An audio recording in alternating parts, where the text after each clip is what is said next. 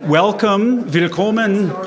We're going to embark on a journey across Deutschland, nationally, regionally, and through a number of cities. And it's really remarkable what Germany has been able to accomplish since 1990, driving deep reductions in the order of 30%, whereas here we are in Canada, emissions have grown 20% over that period. Just south of the border, they've grown almost 10%. So Germany is a real showcase for what is possible, and not only for what is possible in any country around the world, but there's, I think, very important lessons for Canada.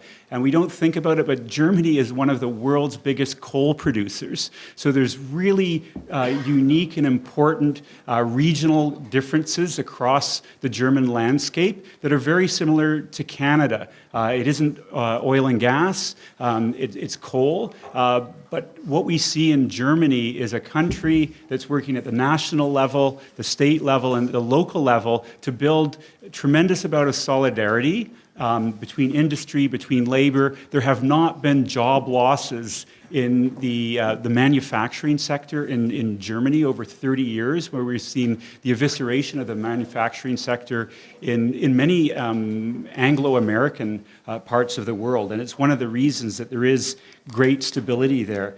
My name is Alex Boston. I'm at the helm of Renewable Cities and also at the helm of this journey. I'd like to acknowledge that we are on the territory, the traditional territory of the Squamish, Tsleil-Waututh, and the Musqueam. Our vessel is financed by the Sitka and the North Growth Foundation.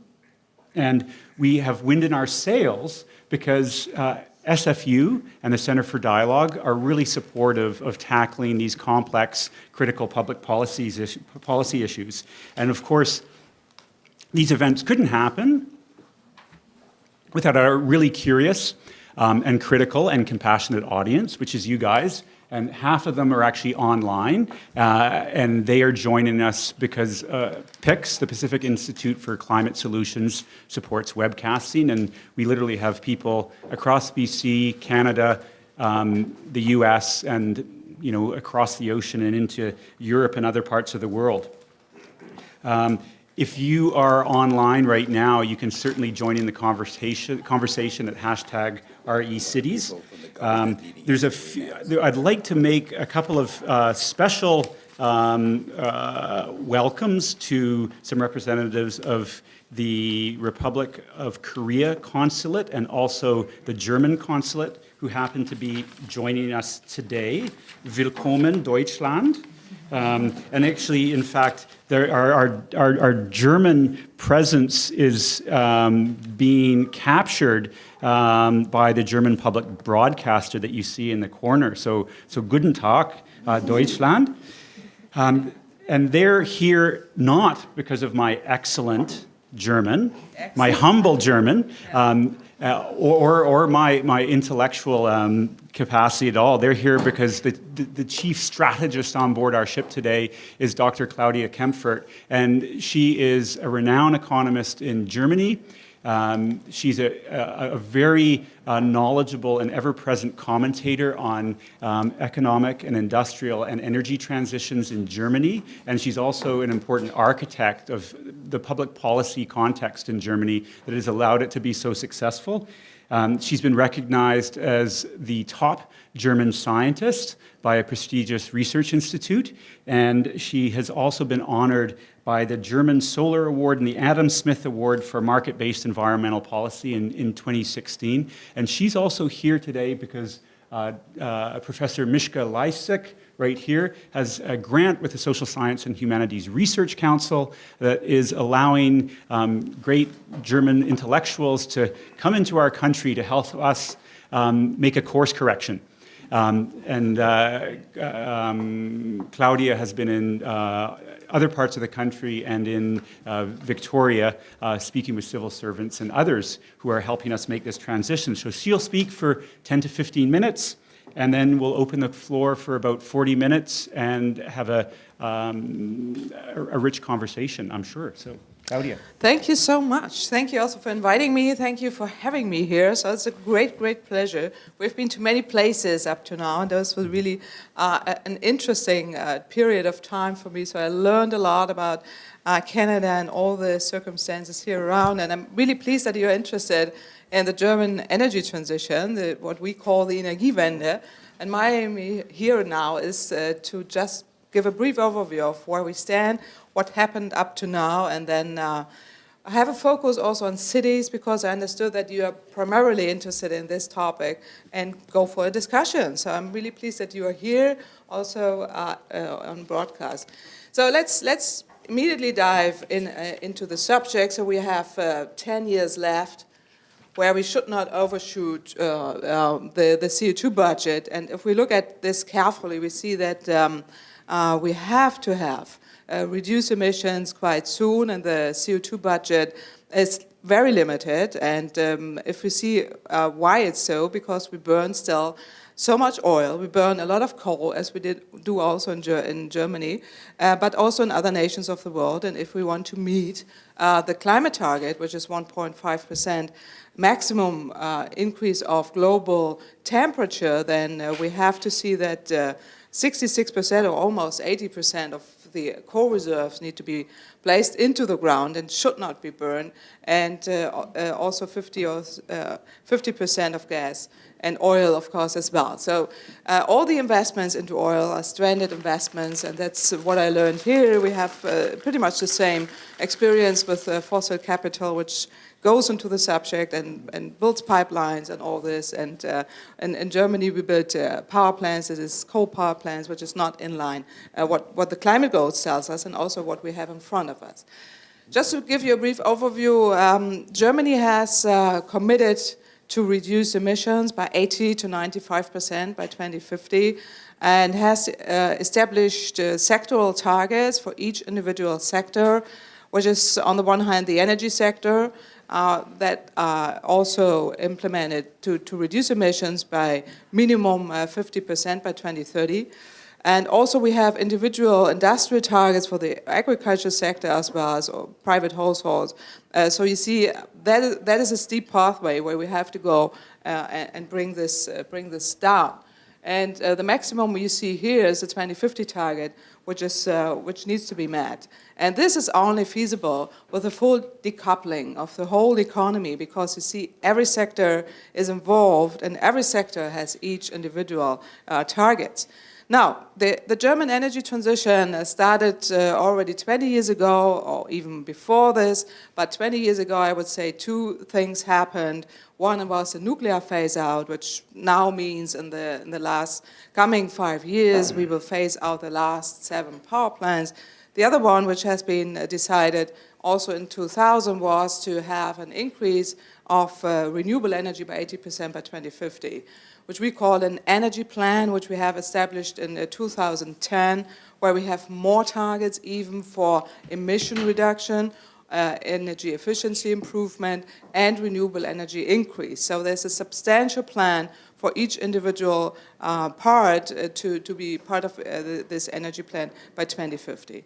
Now, as you already mentioned, we have a large amount of coal, so we see this is a crucial aspect. So here part of it is a large amount, so 46% of electricity production is coming from coal, and this contradicts the goal not only of emission reduction, it contradicts the goal of having a renewable energy system which is volatile, which is more flexible, which is decentralized, and coal power plants are inflexible, they are centralized, and they are not able really to be combined with flexible renewable energy.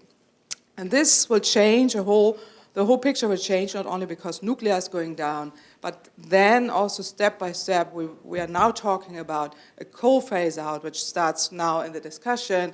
And a few weeks ago, a new government in Germany has been established. They are now discussing yesterday, to establish a commission, and they want to find an end date for coal. That might be 2030, that might be 2035 or 2040. To our calculations, if we want to meet our targets, we only have 2,000 million tons of CO2 left in the electricity sector, which are allowed to be produced. So the coal phase out should be finished by 2030. And that's quite soon, so we have to act very soon. We also have a large excess of electricity supply. We are producing more electricity than we are needing.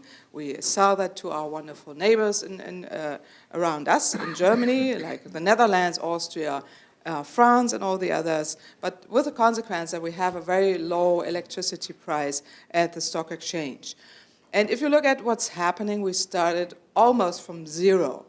Where you look here that we have a steep increase of all kind of renewable energy, which is on the one hand hydropower, which is quite stable because we don't have large capacity to expand. Biomass has been increased, but the largest increase came especially from wind power and solar. And what we do is we had established in 2000 a feed-in tariff system where we are offering a guaranteed price for 20 years at that time to also calculate the cost or pay for the extra costs, renewable energy costs at that time. And if we remember, in 2000, solar energy was quite expensive. The costs have been substantially gone down. And now it's much, much cheaper than we started with. But still, we have to do the payments. And this is paid by an extra surcharge on the electricity price, which is right now 6.8, almost 6.8 cent per kilowatt hour. And this is because we have different kind of effects, how we calculate this. But still, this is still ongoing. This will decline in the future because the cost for renewable energy will substantially go down.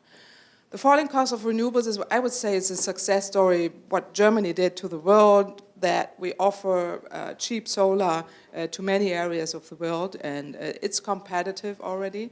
The cost will go down even further, and if you compare the cost of renewables with those of conventional, like especially coal as well as natural gas, but of course nuclear is not competitive at all. So they always win in all bids that are recently been established also in the tendering system.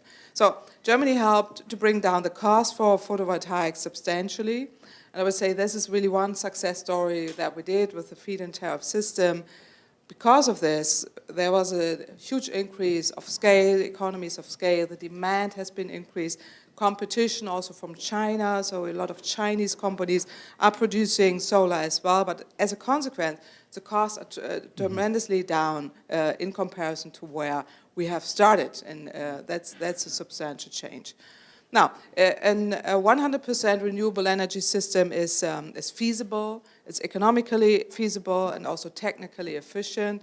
We did a lot of studies, not only we, but also many other institutes of the world, where you can see it's not only feasible, it also brings a lot of co-benefits, not only to the economy, to social aspects, but also the technological innovation is crucial.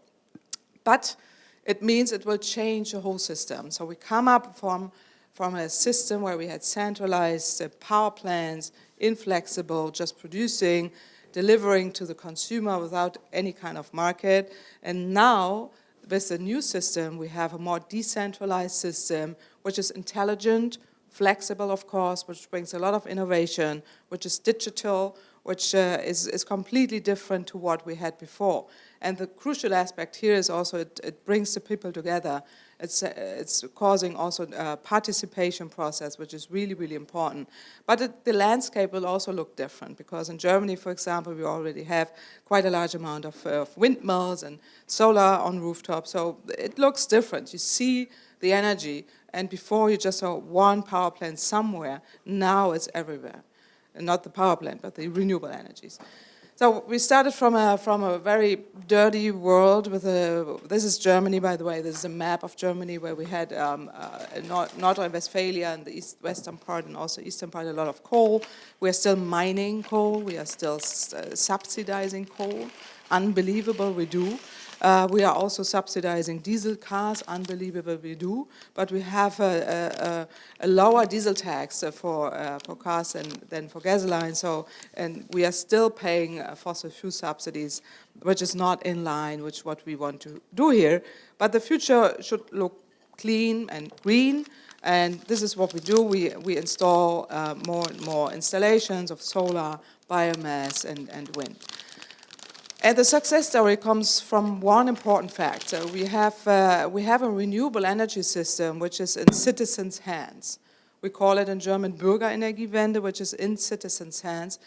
While if you look at the numbers, it's the majority of investments, or large amount of investments, are coming from private individuals, investments into renewable energy systems. So this is basically here. You see here over 30% by private individuals. If you count also farmers, you get a much larger impact. So, and this is why we have a lot of participation, and this is why in Germany the acceptance of the energy transition is extremely large. We have a huge positive impact of the energy transition. The people want to have it, the people like it, and they want to be part of it. And that's one thing. Of course, we have also negative voices, we have campaigns against it, and we have also, with windmills, we have sometimes also acceptance difficulties. So there's of course, is not everything is easy, but on a total, the majority we see a lot of people support it and want to have it. We have big utilities, we call it the Big Four, because we have Big Four companies who did not at all invest into renewable energy, although they say so, but the numbers are not showing this, so it's a very small amount. So you see this is a completely market change. And this causes a lot of different structures. It causes also different competition. It changes completely. And this is why we had this battle about electricity, that the conventional energy fights against the new ones. They don't want to make place for the new ones. And here you see why, because it's a structural change which happened.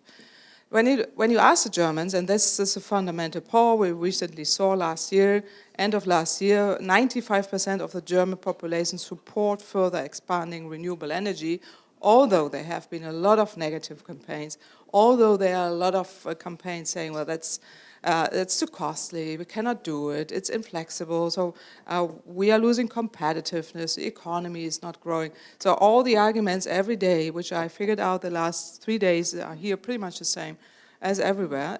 But here we see 65% of the people say, no, it's extremely important, we want to have it growing further. And so this is a large amount of people who like it. And over 80% say we have a full support, and we want to have more of the energy transition, and we like it, and we want to support it, and we are supporting it. But we want to have two major things. We want, on the one hand, that the government is making it right. They should fix it. They are not doing it properly, and they should do it better.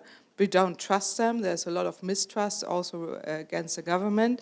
On the other hand, they say we want to be part of it. And if you look at the answers here, why? Why do you support the energy transition? Why do you do that? Then the first answer is because it contributes to a more secure future of our children and grandchildren. And that's what over 80% of the people say, or 76% say, almost 80%. Second is climate protection, also interesting. I've learned here is completely different, but in Germany we have an environmental movement since many, many decades, and we have green parties into play, so it might be different to other countries. What for Germany is important, the independence of fossil fuels, because we are importing oil and gas primarily from Russia, and they should be reduced. That is one aspect, but the latest one here lowers the cost, so the people are not really concerned about the cost, although low-income households, of course, are affected and have a contribution here. Now, just to go briefly to the cities' action, because this is what we talk here today, why cities are so important. The focus is here on the role of cities. So cities per se have a crucial role for climate protection, not only because they produce 70% of global greenhouse gases in cities, but because the majority of population will move to big cities, in the future 2/3 of a global population will live in cities with more than 1 million people. And cities are also affected by climate change. So they need to adjust to climate impacts, warming, cooling, and the future buildings in cities need to have that into consideration. Now, I wanted to give you a brief overview of what my home city is doing, Berlin. So they have a program for climate neutral city by 2050, and they basically have the 4Ds, which they say it's really important, and I think it's part of the success. It's decarbonization, democratization, decentralization, and digitization. And this is the 4Ds which are relevant, especially for the energy transition, because on the one hand, as we saw, emissions have to go down.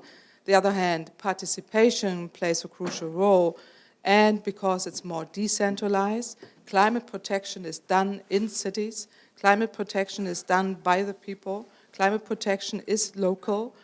Of course, we need to have global agreements, and we need to have the leaders like G7, Canada, Germany.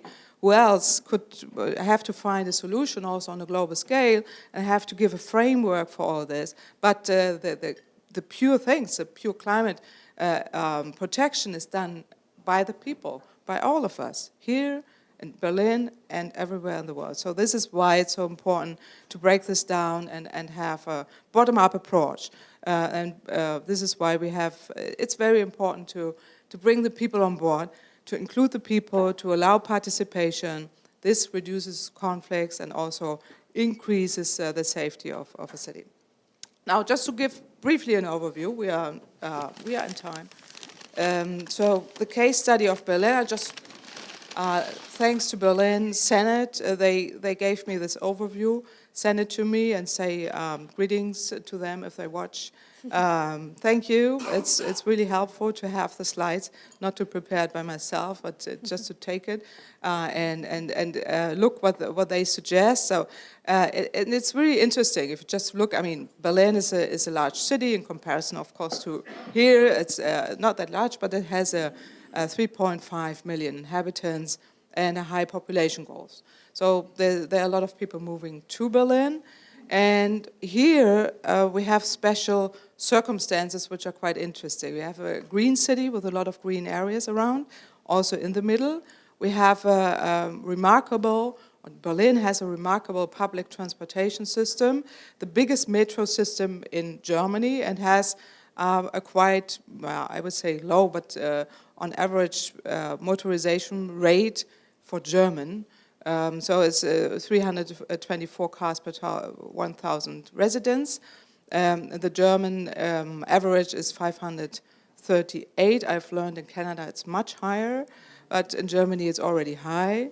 So more than 50% of all households do not own a car. So you simply don't need it. But we have a share of private motorized transport and with a growing population. So there's a large amount of people using car sharing as well, and this is increasing a lot. Now, the current energy supply, there's a low capita emission. We have a combined heat and power system because we have a district heating system here. So it has been before coal, and 60% of this energy is coming from the CHP combined heat and power system. There's the coal has been substituted by biomass, but also by natural gas. And the major source here is used in buildings, of course. As almost all major cities, we have a large amount of the emissions are coming from buildings, the building sector followed by the transport. Now, this is interesting that Berlin Climate Neutral Agreement by 2050, that was a coalition agreement, to get Berlin climate neutral by 2050. So what they aim at is to reduce emissions over the next 35 years from now, and also to have a reduction 85% lower than 1990, and have different kind of milestones in between. That's quite substantial. And they are coming with in 2011 they came with a coalition agreement, and step by step they are moving forward. So right now they already have established a climate, energy and protection program with a lot of measures, and also with a concrete plan how Berlin can meet that. And this is a whole process ongoing. They did a feasibility study, changed the law, and also have now established this measurement program, which I found extremely interesting because it has over 110 measures included. And the procedure is really to go through sector by sector and have over 100 measures which are monitored, which are implemented, monitored, and really have an impact on the long-term scale. Just to go briefly, because the institutional aspects are crucial, I've learned in the discussions of the last days that also here it's always in a process how we can institutionalize the whole process, and it's important to have also the individual structures, responsible persons also, and securing that there's an ongoing process and a concrete financial architecture, of course, but also the different levels of sectors in the administration. Now, with the energy, I already said they phased out coal, but have implemented gas-fired power plant, but also biomass. They want to use more solar. There are special programs for solar, quite interesting, also for house rent, for renting, that they put special offers for renters, also with solar energy. The heat pumps and geothermal strategy and other options really to make energy clean. And the main action field is, and that's relevant for Berlin because we have a renovation rate which is quite low and quite old buildings, to have a high renovation rate of buildings where they want to monitor and also give standards and give financial aids also to do that. But in Berlin, there are many low-income households which cannot offer a rent, which are increasing when after a renovation has been made. So they have a special protection here for social aspects and also for low-income households to offer also cheap buildings or cheap apartments really for low-income households. And energy efficiency program, that's also quite interesting. Training, education, it's an aspect. I found it interesting that they declined it also to put it in every different kind of action plans and in all individual areas. And the mobility, of course, is crucial. As here, just moved from one place to another, so I saw big bicycle lanes. It's wonderful. I'm bicycling in Berlin. I'm a bicycler.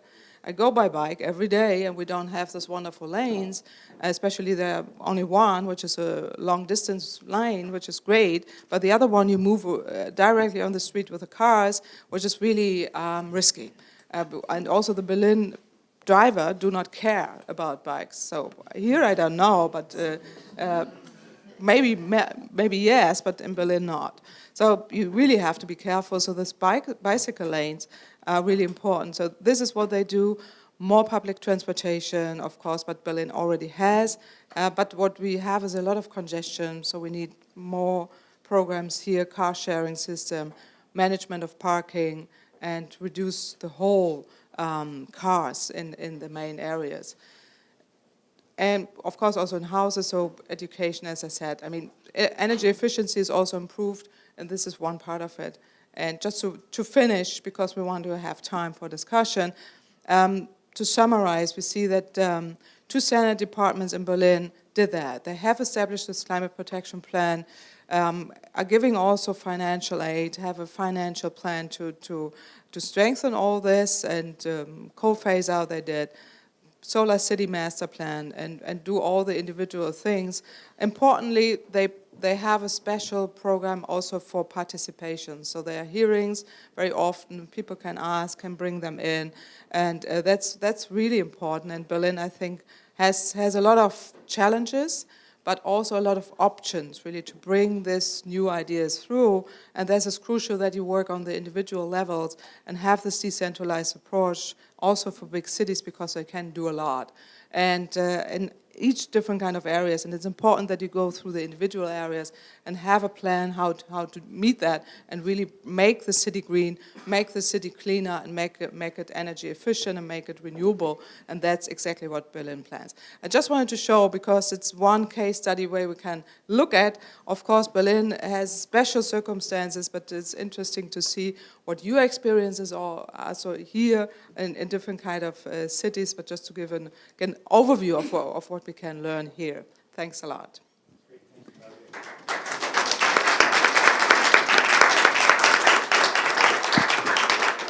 So we'll open the floor to questions. We started a little bit late, unfortunately, so really implore you to be succinct in your questions, critical, of course, as well as curious and compassionate. Wait for the microphones just so people who are online are able to hear the questions, and I will open the floor. Okay, very back row. I'm concerned about wind generation power. How do you mitigate the problems of the negative aspect of wind power, such as noise pollution and other things? Should I immediately answer? Yeah. We have specific distances which needs to be, so windmills are not allowed to be built close to a village or a region, so there need to be a certain distance in between the windmill and where the people live. And this is how they solve it. Sometimes they make it in southern Germany very long, a long distance is 2 kilometers. In other areas it's closer. But with this, they avoid that there's a direct negative impact close to the people, and that's important. We're going to confiscate this mic from you because our other mic isn't working, and we'll share this one. So I'll go to this gentleman right here. We start here and then I'll move back. Okay, we'll go to Michael Alexander then. Oh, thank you. The key difference that I hear in all of this begins with the perspective of Germans versus the perspective of Canadians. What I heard was that Germans are much more thinking about their grandkids. They're thinking about the investments in energy versus, particularly in our friends in Alberta, what's going on today and how much it costs today. How did this attitude come about that the perspective is much more long-term? Yeah, it's interesting. We discussed it already the last three days, and I've learned that here in Canada, the costs are also very important, that the people talk about, concerned about more about cost, but interestingly, it has something to do with how the energy transition has been implemented, that there's a lot of participation also from the very beginning, because the people were involved, and the people, as you saw, are investing into it, and they have created cooperatives. They are in local areas, have established 100% communities, local goals for 100% renewable energy. And the Germans want to do that together. They are really liking to act together in a participatory approach and really together on these goals. And they don't trust so much the government. They don't trust the utilities. They more and more say, well, we do it by our own and support this. This is one thing. This is the structural aspects and the economic aspects to this. The other one, I think, is a cultural aspect. So it's a difference in culture, that we have a completely different history, and the Germans know from the past that the future could look not that good as it did in the past. And there's a German angst, which is an international world with reason. So, and this comes also that they do not want to be dependent on so much imports. They fear that there might be geopolitical conflicts they hate, and they want to solve it, and they feel more safe in doing it by themselves and doing it at home and fix it, and not to rely on others so much. And this is I think a cultural aspect, but of course the costs play a role also in the discussions, and low-income households and so on. We have this aspect as well, but interestingly, that's not so high on the agenda. They want to have the project ready, they want to have it, and they want to go for it, and that's, I think, has pretty much to do also with the culture. So the gentleman in the blue, and please state your name and your affiliation if you have one. And sorry, I'm going to give this to you. I'm confused. Okay. Okay. My name is Thomas Bayer. I'm also a German immigrant, but I have no affiliation. One thing I noticed when I travel to Germany is that the electricity costs are extremely high compared to what we pay in BC. We pay about 10 cents here. Germany is about triple to quadruple. Yeah. And if you look at Ontario, because BC obviously has lots of hydro, we are very renewable, but Ontario tried their German approach, and the government will likely fall in June because of the very high electricity rates. From about 10 cents to about 20 cents. And it was a lot of backlash in Ontario trying to implement the feed-in tariffs, for example. So if one of you can comment on that, whether there are major difference between Canada and Germany, because Canada is also a major oil and gas producer as opposed to Germany, which is essentially a net importer. I mean, I think there's some big differences, and that might impact how we perceive green energy in BC or across the country. Sure. Yeah, I think in Germany it will never change an election how high the electricity price is. It would never be, never. One reason is because it's not that large amount of the large share of income they spend on electricity. 80% of the people simply don't know how much they pay for it because it's not that costly for them. In comparison to here, of course, but it's also the value of a product, which a value is in economic terms.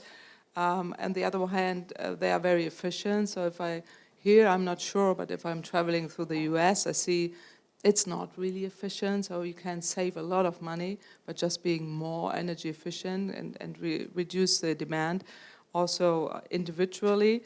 That's one thing, and so and they spend more for fuels or heating. They know the gasoline price, they know the computer price, they know the flat rates, they know everything, but not electricity. So it's not on the agenda. So I would doubt that any kind of discussion would change whether Merkel is elected or not. So that's not existing at all. But there are other aspects to this. You mentioned one other thing. This is the fossil fuel industry, which is also in Germany. We have the same debates with the coal industry. The fossil fuel capital has a strong lobby and want to protect the coal, of course, as long as they can. We have this discussion now since decades, and now the coal phase out is coming to a political discussion which took really 2 decades to come there. And here, what I saw the last 2 days is pretty much the same, that fossil fuel investment is stranded investment, especially into oil pipeline, which we don't need anymore because Canada has 80% renewables. So it contradicts also the sustainability of an energy system to invest into fuels. But in Germany, we are also investing into a gas pipeline, which we don't need. So it's stranded investment, but the fossil capital always goes this way, and then at the end they figure out it's costly, and they're asking for subsidies because it's not economically efficient to go that way. And I'm sorry. We'll have one question here, and then we'll go over to the side to Trent Barry, and then over here. I'd like to intervene on that question because it's a really important one, and policy design is so important. And one of the things that unfortunately happened in Ontario is that the feed-in tariffs were overly generous, number one, but there's a real communication failure as well. The entire electricity system was stranded in debt. And that debt was accrued not because of renewables, it was accrued largely because of refurbishment of nuclear plants. And unfortunately, as the debate has moved forward, the attribution of the high cost to electricity have been pinned on renewables when really it's been refurbishment of very, very costly nuclear plants. Oh, that's the same. Yeah. That we have in Germany. Everything, the renewables are always the reason, but it's because of nuclear and the other costs which nobody talks about. This is pretty much the same. So public policy architects really have to understand the communication challenges. I'll open the floor to my former executive director, who founded this program, Renewable Cities, and helped brand the city of Vancouver's renewable city strategy, Shauna Sylvester. Thank you, Alex. Professor Kemfert, you have had a chance to look at our city. When you're looking at the gamut of programs and initiatives that are in place, what do you think's missing? What's glaringly missing from what is already in place? So I just can say what I saw. So I'm not into the program. I'm not into, I mean, I know what in Berlin is going on, but here just what I saw, it looks pretty much the same than we have on our streets. Big cars, SUVs, high PS, and inefficient cars, a lot of them. And this looks not really sustainable, but this is especially true for Berlin. But here I saw the same, but I saw a lot of Tesla cars. I saw more electric cars than in Berlin, many more. And I saw also taxis, and electric and hybrid, which we also do not have. And I saw these big bicycle lanes, which I really liked because they are not on the street, because they are separate lanes where you can, where you have a safe way to go. And in Berlin, you are either in the middle of the street working, going with a bike, or it's parked with cars, so you cannot move with a bike. So it's really that is what I saw. But actually, this can certainly be answered better by you than by me, because I can just say what I saw, not what's really ongoing here. That's always another story. The BC government's requirement for taxis to be hybrid in this province has done a lot for the transformation, not just in the taxi sector, but much more broadly. You raised something really important. Despite the 30% reduction in GHGs in Germany since 1990, nothing has happened in the transportation sector. In fact, there's been a marginal increase in transportation GHGs, nothing like what we've experienced in Canada. What are the solutions there for Canada and Germany? Well, there is a sustainability transportation strategy necessary, which starts with the public transportation, a better public transportation. In Berlin, it's quite good, but it needs to be financially attractive, and it needs to be an alternative to the mobility needs. I mean, if I want to go from A to B, I'm not interested in whether it's climate neutral. I want to be there on time, and I want to have it easy. So I have an app, I go with a public transportation to point B, but then I need whatever, a bus or an electric autonomous car, which is now tested in Germany. This autonomous bus is driving around and brings you to the last 2 kilometers to your home. And that's quite interesting. Also, maybe that might be a solution, and cities are also working now or want to buy electric buses, for example. By the way, I saw electric buses here with which we all have with the upper deck. And exactly. And we had this before also in Germany, but they were all removed with diesel buses, and that's not very clever. We should have them back. We should have them back, especially because in Germany we have too high emissions in the cities. The air quality is really bad. And not only the greenhouse gas emissions are too high, all the emissions are too high. So start with the public transportation, go with bicycle lanes, electric buses, all the different kind of ranges, and also increase the diesel tax. That would be a first step, because then you have in Germany, 7 billion a year, which you could spend for other fuels, for climate neutral fuels, for everything you need, but not for diesel cars. But we have a very strong, and that's different to your country, very, very strong car lobby, which really is not very keen on changing something. This is the reason why we have this whole diesel scandal, to just say it in friendly words, but they are causing some difficulties to the German economy, which makes it even more complicated. It could be a big chance also for change and use different kind of technologies. It's interesting, the Germans love their children and grandchildren, while we don't. But we do, but we share a love for our cars, right? Trent Berry. That's a good summary of the 4 days, I would say. It's wonderful. Thanks, Dr. Kemfert. Actually, you stole, but I'll do the follow-up question. So Energiewende is really the electricity transition in Germany. And I feel that gets kind of misunderstood internationally. And yet there's been significant and tremendous progress. But quite honestly, it's easier on an electricity system which is centralized and national in scope. So transportation is the other bugaboo, and Alex already talked about that. So I want to talk about the other big one and the lack of progress on it, which is the heating sector. And the last time I checked, I mean, Germany's still 12, 13% renewables in the heating sector. And I don't see the dial changing that much. And the other problem, I mean, it's a very fragmented sector, but also the issues in the urban areas. And you look at Vancouver and Toronto, you know, I can count the number of high-rises in Berlin on 2 hands, right? But we have very dense, high-rise, urban-type development. What can we learn from Germany in terms of dealing with the heating sector? What progress, and I'm curious what your view is on what real progress is being made, including decarbonizing natural gas grids. Well, interestingly, we have been to buildings with the LED standards, high skyscrapers here, but I never saw this in Frankfurt, where we only have the only skyscrapers we have in Germany is in Frankfurt, so they don't do it there. But here, so we probably can learn more from you than you can learn from us.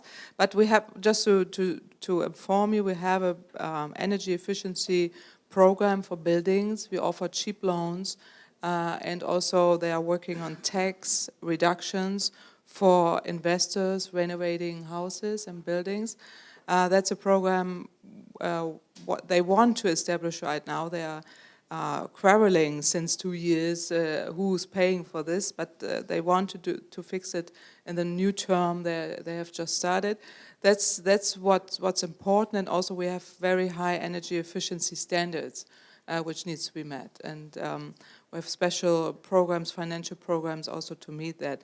But you are completely right, it's a difficult area as transportation because we have the devil in the detail. We have a lot of rural areas where we have houses which are old, and there are also old people living in it. So they have no interest into investing. In the big cities, you get it done because you always find investors. A lot of money is going into it. They do LED and all this, but in rural areas, which is the largest amount of all the houses we have and flats, there you need to channel the investments, and that's tricky. That's really difficult. And here we don't have a solution yet. I don't see that. But there is a big chance for the energy transition because we need a sector coupling. Heating can be storage, and Hamburg, Berlin, they want to do it. Excess demand, excess supply from renewables, use heat as a storage. A lot of houses already buy batteries, they have solar on their roof, and use the storage and combine it with districts that they have a combined storage, they could work on it. And that would be an excellent flexibility option for the whole system. There are new approaches, and now they are coming with ideas how to do it, but it has not been on the agenda, which is really, which needs to be changed because we have to have the building sector in the whole system. Renewable cities will be developing a renewable natural gas roadmap for local governments because they're such a strategic player. They control the important feedstocks, liquid and organic solid waste, but they're also able to aggregate all sorts of other biomass waste in the agricultural sector, forestry sector, depending on where you are in the province. So Fortis PC will be playing an active role in that project. The provincial government is interested, but there's huge potential in British Columbia for renewable natural gas. We'll have a question here, immediately followed by a question here, and then Claudia will respond to both of them. Hi, Anitra Paris here. Something that really came out to me when you were talking about the big 4 companies for electricity in Germany, I think of BC, and we kind of have the big one company. It's BC Hydro, and I was wondering what those big 4 companies were, if it's private or public, just kind of getting a better idea, because BC Hydro is a public-owned one, and I do kind of see that as a barrier for the smaller, decentralized, community-owned projects. Yeah, thanks. We'll go for another question immediately right here. Hello, my name is David Grigg, and it really is a bit of a segue from the last question, and it's about the distribution system, the electrical distribution system in Germany compared with here, because there are very few connections between ourselves and Alberta. They've got coal-fired power stations, we have renewable hydro. So could you comment on the distribution system? Who owns it? Is it one company? Is it the state? Okay. That's excellent, because they all both fit well together. The big 4 companies came out of the privatization process in the 90s, so they were previously state-owned, but they has been sold to the market, and they are now, they were different in-between steps, but they ended with big 4, and big 4 large private companies. They are owning the nuclear and coal power plants, so they are very much conventional. Almost no renewable energy, although they say they do, but they don't. If you look at the numbers, and now they split up because they don't have the business models, they are really struggling with the energy transition. Their strategy was always 20 years to neglect and to attack and to oppose and do everything they can on public to oppose the energy transition, so they failed. We have the energy transition. They failed also in bringing management strategies. So now they are private owned, and they have to fix the cost of nuclear, which is really large, a huge, tremendous cost, where they found subsidies now. They got subsidies to be paid from the taxpayer of Germany. And also they are owning the coal-fired power plants, which are also stranded investments. So this is why they have, they are good at this old business models. They are not good at the new business models. So you need new market entrants here. We have a lot of utilities. We have a large amount of utilities, the smaller one, the municipalities one, also a public-owned, which do a good job. They are within the Energiewende doing a lot on renewables and so. And this relates to your question. We have a distribution grid, which is also most often private-owned. But there is a restructuring process right now, because a lot of municipalities want to buy it back. And they sold it also in the 90s with the whole market opening and the liberalization, but they want to have it back. And we did a comparison study of who is doing it better. Is it a private company, which is more efficient, a private one or a public one? So they were both efficient, they are both doing a good job on the distribution level. However, the public one of the municipalities, they are doing a better job in reaching the energy transition goals, and they are better involving also the people and have better programs really to be accepted in a region, because they are more related. Also, they do better jobs and also better offers for the citizens they are living there. So that's quite interesting that they meet the goals of the energy transition, and the private ones are simply interested in investing. They do a good job, but they need to get their profits out of it, and are not willing and so much investing into the future. And the public ones, that is different. Yeah. We're going to have one brief question here, and then we'll have the last questions from Professor Mishka Lysek, and then we'll close. And one thing I will acknowledge, there's a need for reform in the electricity sector. BC Hydro and now Fortis have played a really key role embedding community energy managers in municipalities, and it really has transformed our understanding about climate or carbon and energy management in municipalities. And oddly, they've been the source of some of the most innovative, decentralized energy generation, notably in the heating sector in British Columbia. So a question back here. Ken Melnick. First of all, I'd like to thank you for coming and talking to us, and congratulate you on the success of your Olympic hockey team. I actually have two questions that I think are related. And one of the problems with meeting our greenhouse gas reduction numbers has to do with the conflict between renewable and clean. So I'd like you to comment on that, because in Canada, we need to heat our homes at least 10 months a year. And clean can't be achieved if the only focus is on renewable. Second thing is Germany is an absolute world leader in greening of the gas distribution network. I understand that you allow 12% injection of hydrogen into your grid. In Canada alone, both BC and Canada could meet our Paris objectives if we greened our gas distribution network by 5%. And right now, it's a zero allowance in that regard. These are questions for So the question is, could you comment on your hydrogen? Could you comment on your hydrogen, and how was it that came to be? Because we think we're world leaders and we're not there. And then, do you have a conflict between clean and renewable?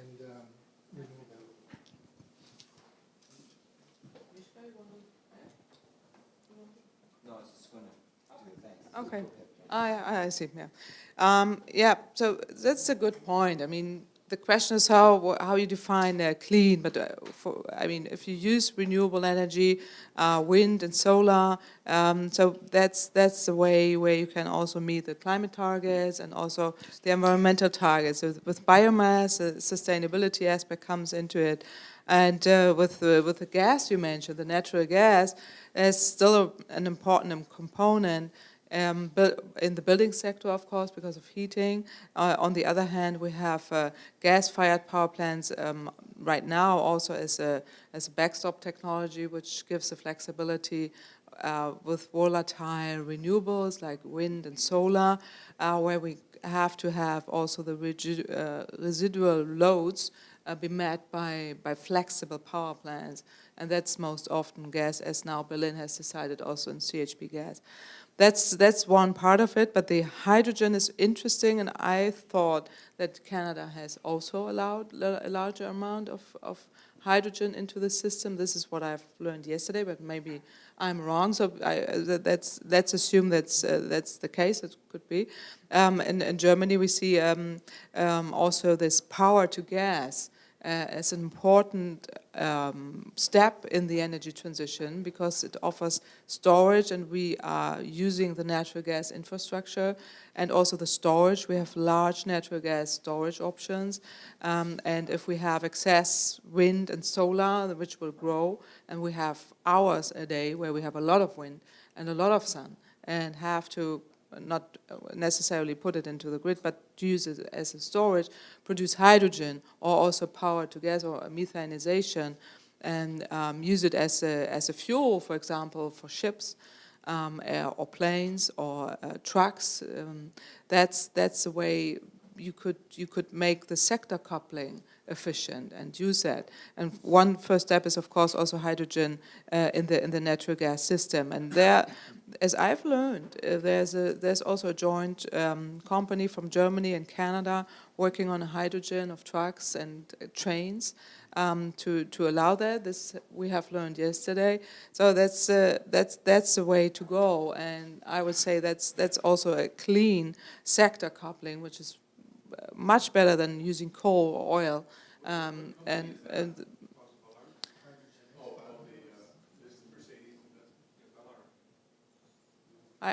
I've not the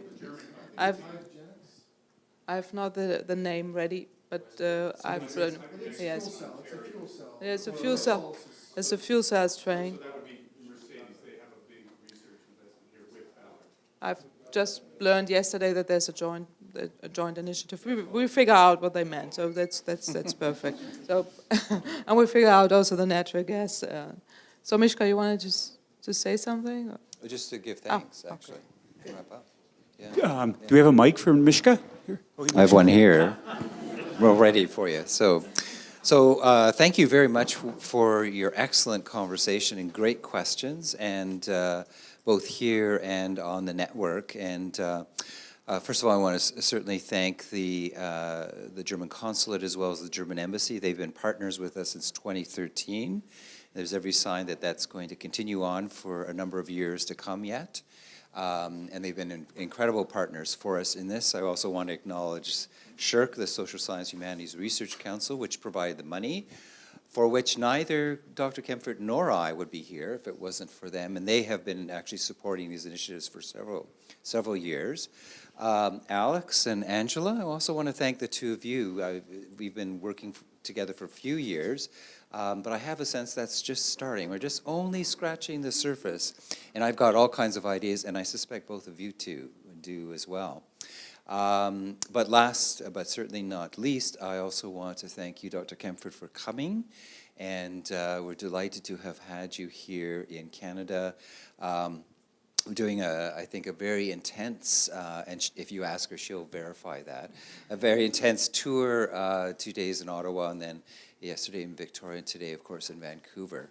And I want to thank you also for not only the kind of richness of your answers and so on, but that you've been, I think, for many of us, and I'll say for me personally, an inspiring symbol of someone who can bring together research and rigor of thought, but with, I think, very effective public leadership, and that we want to wish you all the best in your sometimes often very courageous positions you've taken, but highly respected positions you've taken in Germany. Thank you. Thank you for joining us. Thank you.